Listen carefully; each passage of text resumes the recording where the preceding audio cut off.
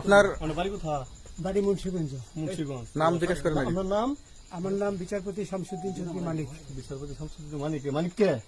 হাইকোর্টের যিনি কয়েকদিন আগে একটা উপস্থাপন করছো।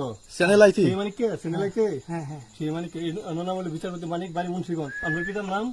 পিতার নাম মরহুম আব্দুল হাকিম চৌধুরী। আব্দুল হাকিম চৌধুরী। গুড। জি। আপনি ইন্ডিয়া পালাইতেছেন কেন বলেন? ভয়ে পালাইতেছি। কার বইয়ে? আর প্রশাসনের ভয়ে। প্রশাসনের বইয়ে?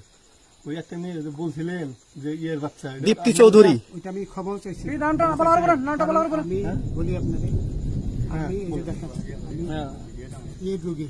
কিসের? আমি তো কত রুগী নেই, মিডিয়াতে তো খুব সুন্দর। আচ্ছা আচ্ছা শোনেন, একটু স্লো। আপনার কাছে এই মুহূর্তে এরা যখন ধরছে আমাদের প্রতিনিধি কি কি ছিল সাথে? দাঁড়ান আমার বলি। সাথে কি কি ছিল এটা বলেন। আমার সাথে ছিল ব্রিটিশ পাসপোর্ট, হ্যাঁ, বাংলা পাসপোর্ট, বাংলা পাসপোর্ট, টাকা টাকা, আর কয়টা